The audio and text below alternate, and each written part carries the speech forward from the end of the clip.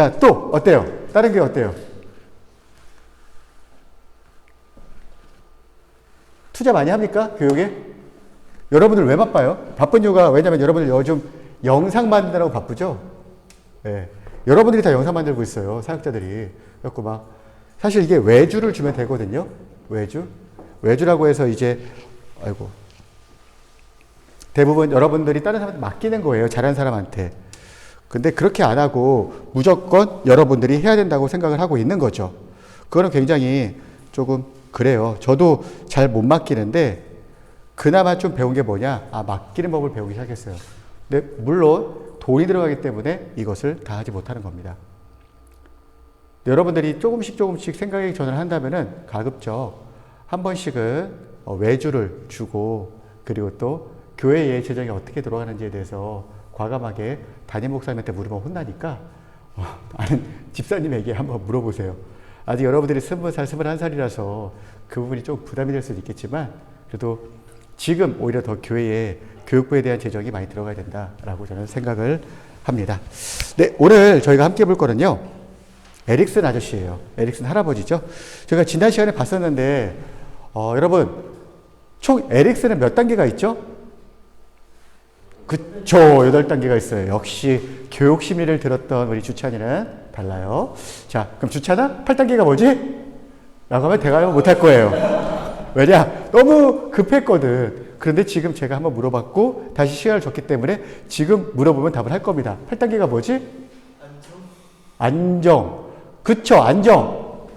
그리고 또 뭐를 해요? 하나님 만족감을 느끼고 잘못하면은 후회. 그치, 후회를 하죠. 후회. 맞아요. 역시 귀도 밝아요. 자, 자, 8단계는 뭐냐? 사람이 통합성 절망인데 간단히 말하면은 나의 인생 전반을 되돌아보았을 때 만족함을 느끼느냐 아니면 후회를 느끼느냐 요 부분을 말하는 겁니다. 만족감을 느끼느냐 후회를 느끼느냐. 이 부분 특별하게 설명을 안 할게요. 많이는. 왜냐 여러분들이 아직 그 나이 때까지 다룰 나이가 없고 그 나이조차도 되지 않았기 때문에 그렇습니다. 자신의 인생에 대한 책임감이 있고요. 인생에 대해서 후회를 하는 시기예요. 자, 그러면 항상 에릭슨은 포인트가 뭐냐면은 두 단계로 나눠집니다. 두 단계. 긍정적인 것, 부정적인 것. 이렇게 나눠져요. 이렇게. 그래서 이것들을 꼭 기억하셔야 되는데 사람이 부정적이든 긍정적이든 여기서 끝나는 것이 아니라 극단으로 가면 위험하다. 아무리 좋은 것이라 하더라도 극단으로 가버리게 되면은 굉장히 위험하게 될 수 있다라고 말을 하고요. 또 한 가지는 뭐냐? 안 좋은 쪽으로 갔다 하더라도 언제든지 그 다음 단계에서 긍정적인 것으로 방향을 바꿀 수가 있다라고 말을 합니다. 자, 8단계가 그렇고요. 자, 7단계예요. 8단계의 요소였던 통합성과 절망, 다시 말해서 만족감과 후회를 결정짓는 중요한 요소는 무엇이냐? 바로 그 전 단계에 있는 요겁니다. 뭐 나이는 굉장히 다양하게 나오기도 해요. 30세부터로 잡기도 합니다. 그런데요, 7단계 생산성 침체는 뭐냐? 딱 두 가지예요. 생산성은 다른 사람들을 위해서 내가 얼마만큼 공헌했냐. 특별히 우리 아이들을 위해서 얼마만큼 했냐. 그리고 요때가 가장 많이 사회생활을 할 때거든요. 지난 시간에 얘기했죠. 그래서 제가 뭘 예로 들었죠? 자, 뭘 예로 들었죠? 가장 많은 생산활동을 하는 시기가 바로 40대다. 그래서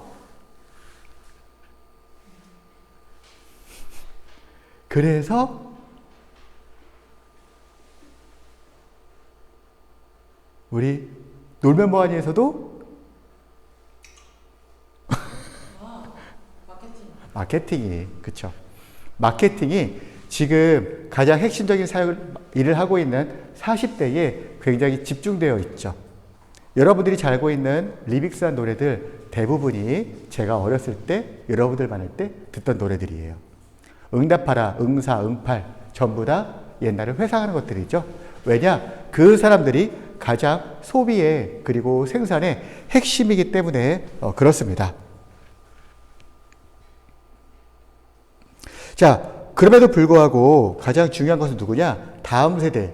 자신의 자녀예요. 자녀를 양성하고 양육하는 것이 가장 중요하다라고 그렇게 말을 합니다. 그런데요, 직장도 제대로 갖지 못했고, 그리고 또 생산활동 자체도 못하고, 결혼도 못하고, 그리고 어떤 구성원도 없는 그런 상태라면요, 이 사람은 침체기로 빠질 확률이 굉장히 커요. 굉장히 큽니다. 그래서 어떻게든 그 사람이 일하게 하는 것이 중요한 거예요. 어떻게든. 아까 제가 예를 들었던 그분처럼 조금만 뭘 해도 금방 다 포기해요. 사고 포기하고, 공부하다 포기하고, 좀 직장 한 몇 개월 다니다 포기하고. 그러니까 그 사람 뭘로 빠지는 거냐면은 침체기로 빠지기 시작하는 겁니다. 침체기로. 저는 100%, 95% 확실합니다. 그분이 지금 이 상태로 갔다가 나이가 들었을 때 65세 8단계에 들어가면은 절망감이 올 거예요. 절망감이. 그래서 이것이 굉장히 중요하고요. 목표가 뭐냐? 다른 사람들을 어떻게 도울까예요. 다른 사람에는 회사도 포함이 돼요. 다른 사람의 관계도 포함이 돼요. 그리고 가장 핵심은 자신의 자녀입니다. 그래서 여러분들 부모님들이 다 2단계에 속하세요. 부모님 대부분이. 특별하게 나이가 많은 언니 오빠가 있지 않는 이상, 샤론이처럼, 그쵸? 아빠 나이가 얼마라고 했죠? 54년생. 그쵸. 66세, 67세.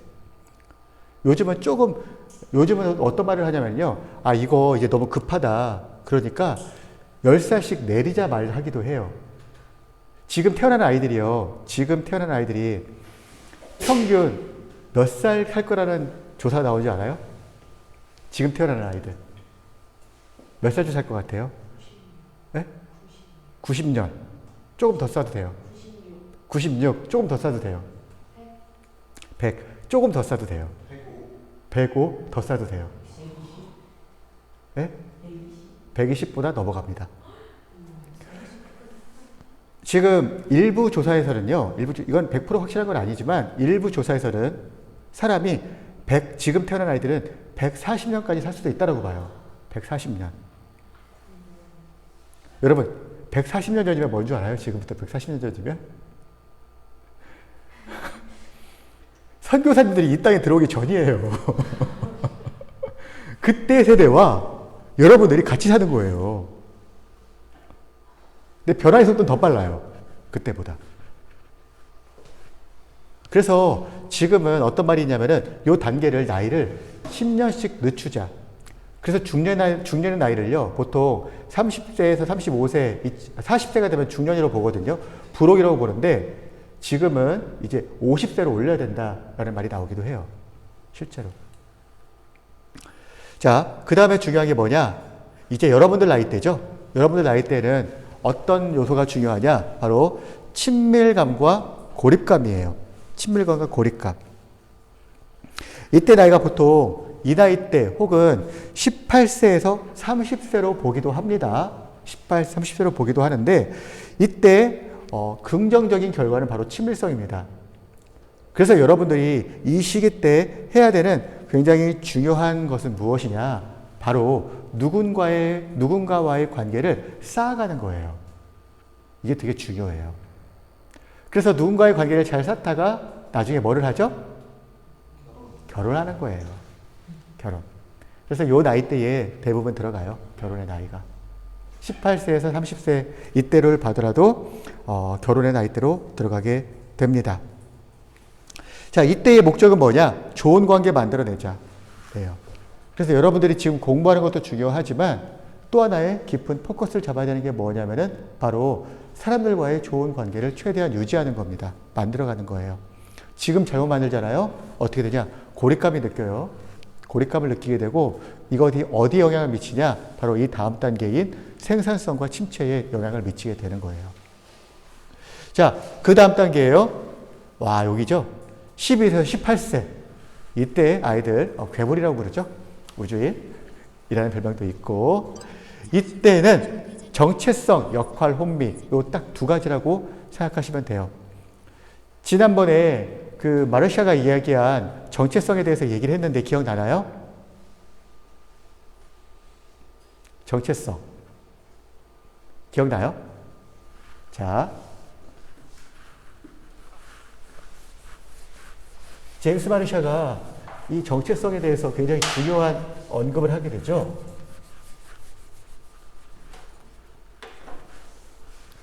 제가 드렸나요? 이거를? 잠깐만. 요거죠. 마르샤의 이론에 보게 되면은 이거 딱 요거예요. 위기. 이게 정체성의 혼란이에요. 정체성의 혼란의 위기가 있냐? 없냐? 그럼 그거를 전념이라는 것은 말이 어려운 거고요. 풀었냐? 풀지 못했냐예요. 위기가 있었냐? 그리고 그걸 풀었냐? 가장 긍정적인 것은 무엇이냐? 정체성의 위기가 왔고 그리고 그 위기를 풀었을 때예요. 자, 여러분, 제가 여러분들한테 다시 한번 질문 드릴게요. 정체성이 뭐라고 했죠?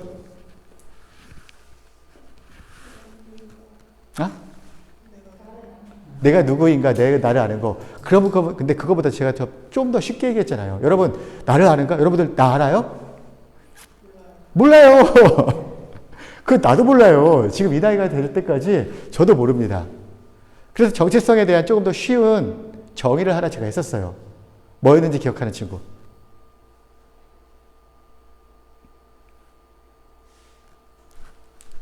뭐였을까? 더 간단하게. 기억나? 제 기억에는 못 왔고. 어이구, 놀래라. 어이구, 놀래라. 뭘까? 기억나세요? 내가 앞으로 뭐 해먹고 살지? 요거예요, 요거. 너무 어렵게 생각하지 마요. 정체성. 맨날 정체성 배우면 우리는 뭐라고 배우냐면은, 나는 누구인가. 요거부터 배워요. 내가 누구인가? 그거 여러분, 죽을 때까지 몰라요. 우리 백하구님, 우리 백명하구님, 나는 누구인가 대파실 수 있으세요? 없어요. 저도 못해요. 근데 이때 뭐냐? 정체성에 대한 혼란이 온다는 것은요, 나 앞으로 뭐 하지? 직업에 대해서, 앞으로 나아갈 뭐 해 먹고 살지에 대해서, 진로에 대해서 고민하는 것이 바로 정체성의 위기라고 보는 겁니다. 그게 바로 정체성이에요. 여러분들 이거 겪어봤어요? 겪어봤나요? 고민해봤나요? 이 위기가 올 수도 있고 안 올 수도 있어요. 그런데 이 위기가 왔어요. 내가 뭐 하지? 나는 앞으로 부름받으신 분 있으니까 사역자의 길을 가야겠어. 라고 해서 풀었어요. 그럼 뭐가 되냐? 정체성이 확립이 되는 겁니다. 딱 끝나버린 거예요. 나 앞으로 뭐 하지? 라고 했는데 아직 풀지를 못했어요. 그러면 정체성 유예가 온 거예요. 유예, 늦어지는 겁니다. 늦어지는 거. 이 두 개는 괜찮아요. 됐죠? 오케이. 왜 괜찮냐? 결국에는 풀 거거든요. 풀었든 풀 거거든요. 근데 문제는 뭐가 있냐? 바로 여기라는 거예요. 여기. 자, 보세요. 위기가 안 왔어요. 나 뭐 해보고 살지라는 고민을 안 했는데 이미 그거가 해결이 돼버렸어요. 자, 어떻게 해결이 됐을까요? 그렇죠. 타인에 의해서, 부모님에 의해서 해결이 된 거예요. 타인에 의해서 해결이 됐는데 대부분의 경우는 부모님에 의해서 해결이 된 거죠. 야, 너 무슨 딴 생각하려고 그래? 너 공부해야지. 너 뭐 해야지. 너 심지어는 부모님이 자녀한테 사역자를 시키기도 하더라고요. 너 사역해야지. 하기 싫은데요? 너 의사 돼야지. 변호사 돼야지.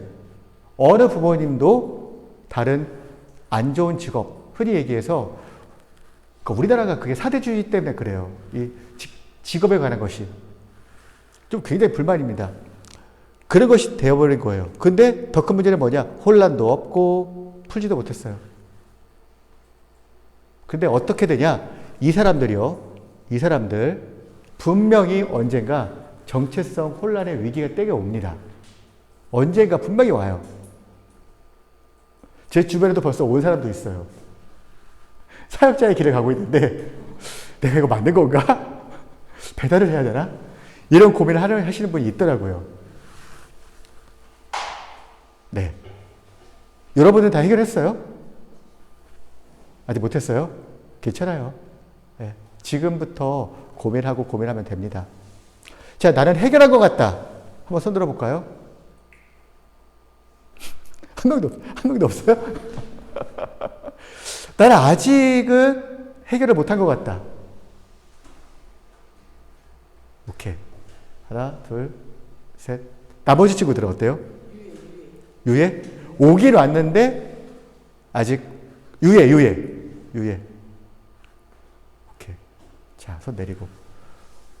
그러면은 알겠습니다. 언젠가 꼭 올 거예요, 여러분. 희망을 가지세요. 희망을 가지세요. 정체성이 혼란의 시기에 꼭 옵니다. 40대가 돼도 와요. 네. 그래서 30대에 한번 이직하잖아요, 사람들이. 와가지고 이게 현타가 온 거죠. 자, 그 다음 6세에서 11세. 이야, 요때 아이들 근면성이라고 부릅니다. 근면성이 뭐냐?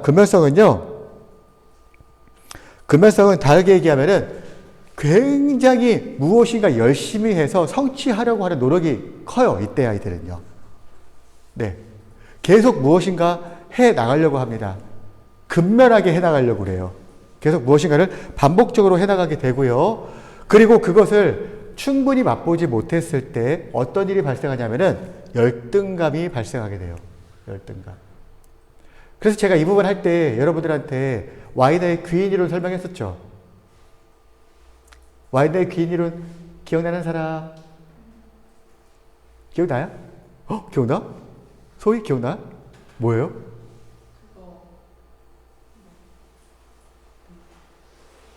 직접적인 예시 뭐?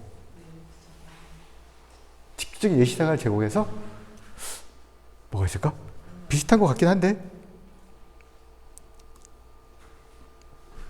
자, 조금 더 설명을 하면요. 이거는 여러분들이 기억하시면 좋아요. 어떤 예시를 제가 드렸죠. 시험을 잘 봤다.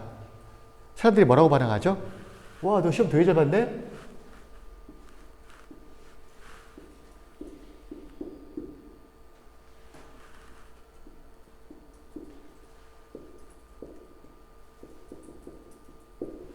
너 수학시험 되게 잘 봤다. 반응이 뭐죠? 첫 번째 반응이? 우와 대박. 그치. 우와 대박하고. 그런데 뭐라고 반응해요? 일반적으로? 아니야. 그냥 문제가 쉬웠어. 이거를 뭐라고 하냐? 이거는 원인이 외부에 있어요? 내부에 있어요? 외부에 있죠. 외부에 있어요. 조절 가능해요? 조절 불가능해요? 불가능한. 외부에 있는 것은 난이도는 조절이 불가능한가요? 그쵸. 내 힘으로 어떻게 이것이 사실 그쵸. 그걸 난이도라고 불러요, 난이도. 자, 또 어떤 반응이 있어요? 열심히 했어. 내가 굉장히 노력했어. 이건 나한테 내부에 있어요, 외부에 있어요? 내부에 있어요. 조절 가능해요, 불가능해요? 그쵸. 노력이죠.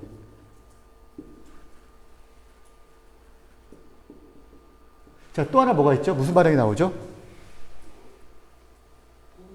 응? 찍었는데 다 맞았어. 그쵸? 이 운이라는 것은 외부예요, 내부예요? 운은 내 건 아니죠? 외부죠. 외부. 운이 조절 가능합니까? 불가능합니까? 불가능해요. 난이도가 얘네요. 조절이 가능한 거네요. 자, 마지막으로 원래 수학 잘하는 재수없는 인간들이 있어요. 그쵸? 원래 얘는 뭐 가르쳐주지도 않았는데 원래 수학을 잘해버려요. 이걸 뭐냐? 능력이라고 하죠. 내부의 외부 운 능력. 자, 여기에서 이 네 가지 중에 유일하게 조절 가능한 게 뭡니까? 내가 조절 가능한 게 노력밖에 없어요.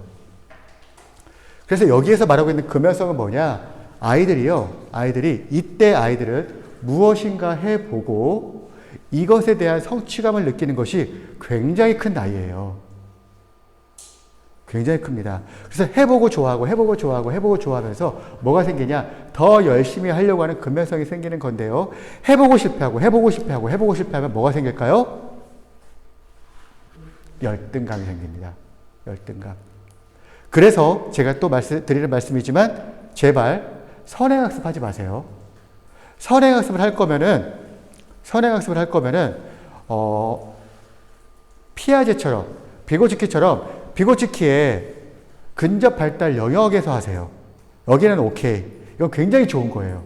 하지만 근접 발달 영역을 뛰어넘는 선행학습을 하다 보니까 애들이 뭘 느끼냐. 여러분, 초등학생들 중학교 거 다 뜯다는 애들 봤어요? 못 봤어요? 전 봤어요. 초등학생인데 벌써 중학교 거 다 마스터했대요.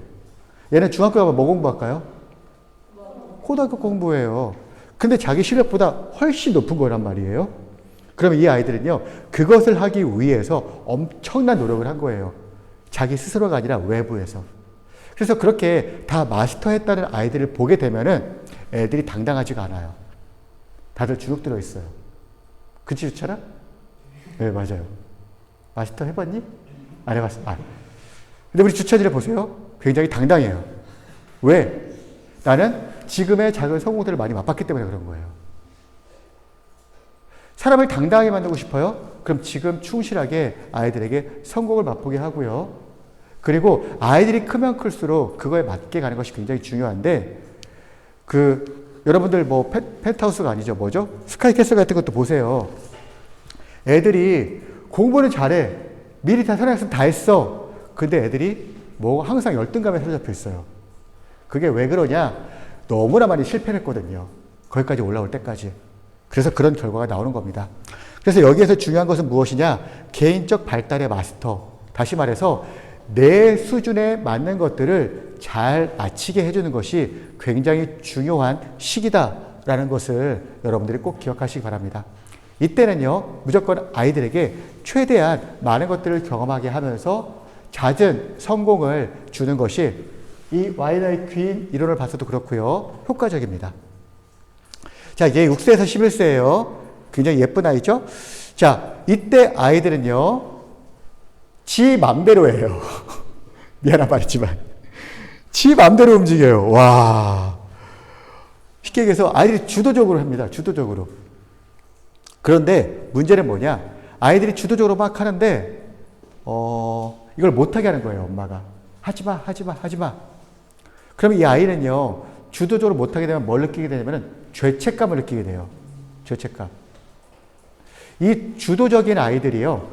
자, 보세요. 주도적인 아이들이 무엇인가 해보고 이거가 잘 효과가 발생하면은 근면하게 성공을 맛보고 근면하게 되는 거예요. 그런데 아무것도 안 해봤어요. 못하게 했어요. 그러니까 이 아이들이 하지도 못하고 시도도 못하고 한 건 또 실패하고 열등감을 갖게 되는 겁니다.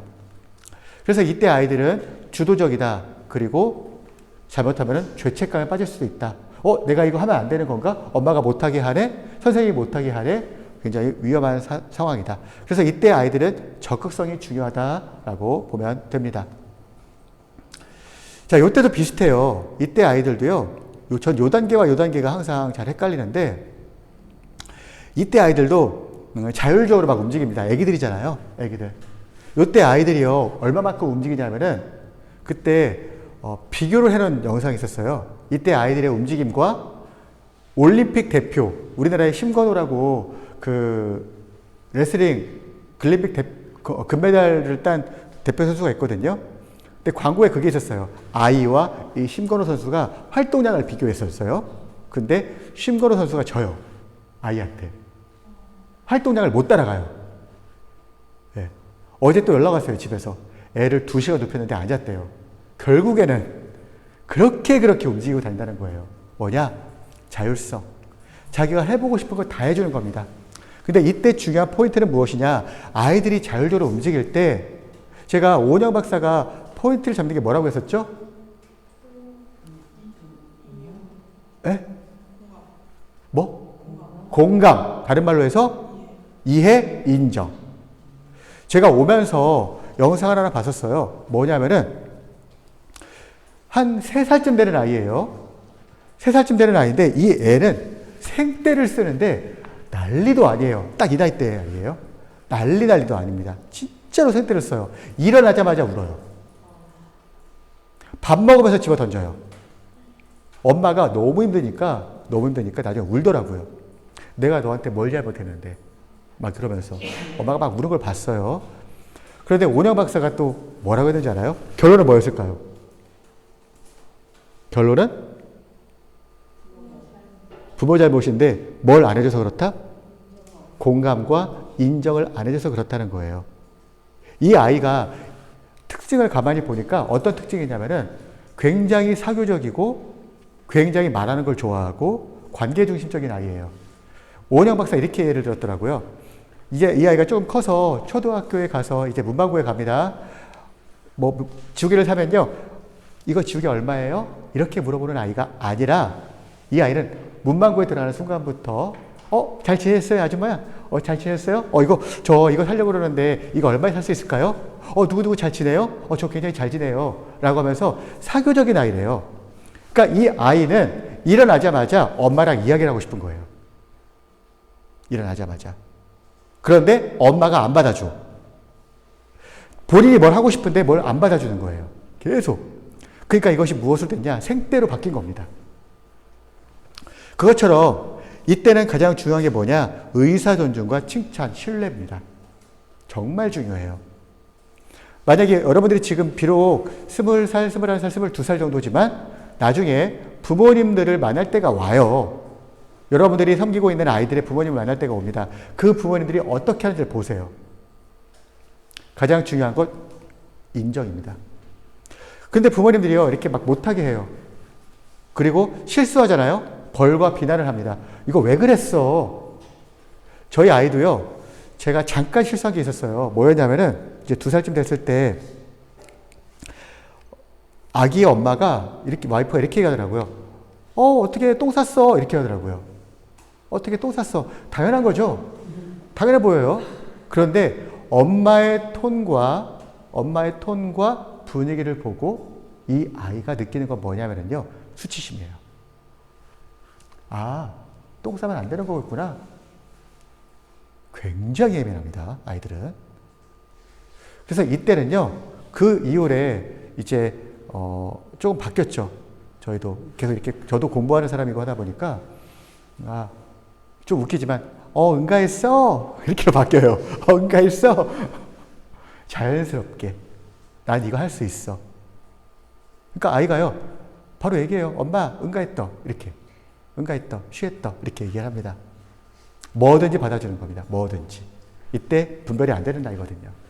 그래서 내 힘과 능력을 믿어주세요 라는 것을 여러분들이 꼭 기억하시고요. 이때는 신뢰와 불신이에요. 이것은 뭐냐? 부모님들이요, 아이들한테 전폭적인 지원을 해줘야 되는 걸 말해요. 먹고, 그리고 또 자고 할 때 아기들은요, 그냥 울지 않거든요. 뭔가 불편해서 우는 거예요. 불편해서. 배가 고프든, 춥든, 뜨겁든, 그리고 또 뭐 온도가 안 맞든, 같은 말이죠? 춥든, 뜨겁든, 온도가 안 맞든, 같은 말인데요. 뭔가 불만이 있으니까 울어 제끼는 겁니다. 근데 그 울어 제끼는 걸 못 받아준다?